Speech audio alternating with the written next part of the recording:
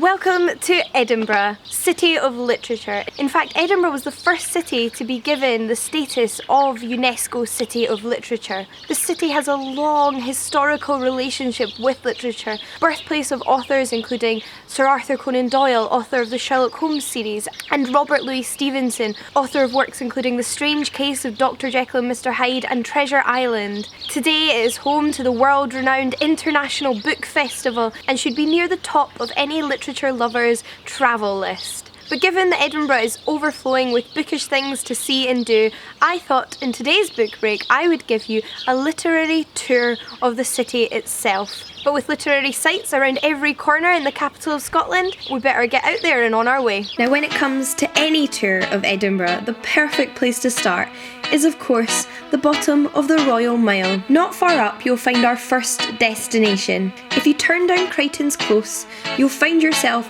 at the Scottish Poetry Library. The name pretty much says it all. This beautiful building is full to the brim with poetry books for children and adults, from classics to contemporaries.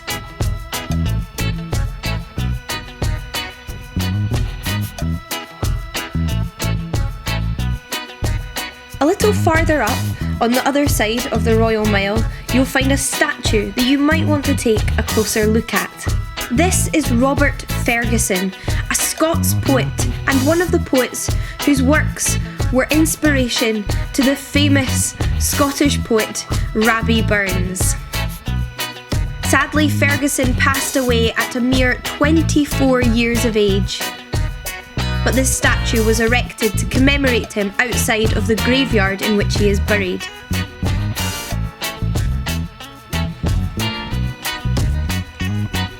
Again, you don't have to travel far to find our next destination, as that's the Scottish Storytelling Centre, where you can experience Scotland's rich storytelling culture in all of its many formats, sharing its premises with the historical home of John Knox, this part of the building having been constructed in 1470, making it one of the oldest buildings on the Royal Mile itself.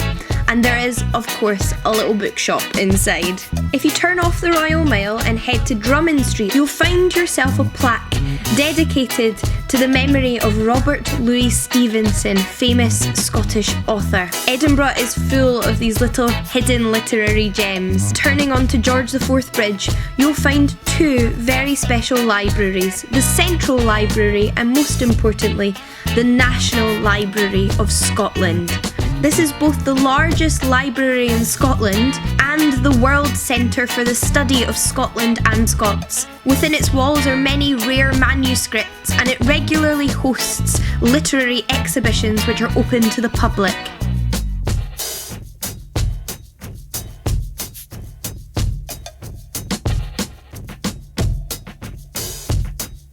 If exhibitions are your thing though, then you'll need to make sure to pay a trip to Edinburgh's Writers' Museum.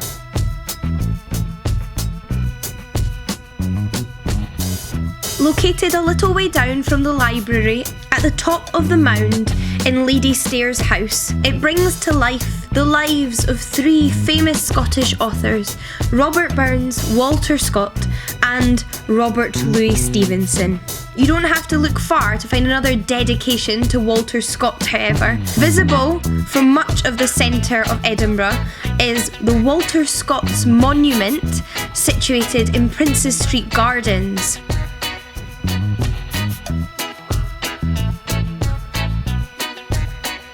Burns too has his own monument dedicated to the poet.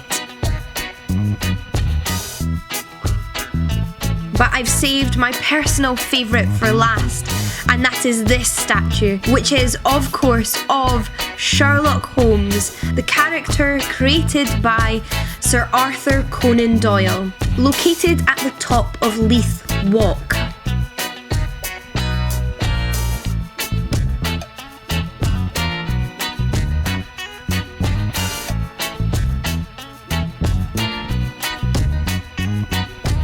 And if you swivel round, you'll find opposite the Conan Doyle pub, the perfect place to end any literary tour. I hope you enjoyed that little insight into some of the literary sites in Edinburgh, but in case you can't make it to Edinburgh as soon as you'd like and are in need of something to quench your Scottish literary thirst, you can check out my previous episode here on Book Break recommending you some Scottish literature, and you can find linked below in the description box some of the absolute classics of literature to come out of Edinburgh and Scotland. And in the meantime, don't forget to give this video a thumbs up if you liked it, and let me know if there's any other cities you'd like to see literary tours of.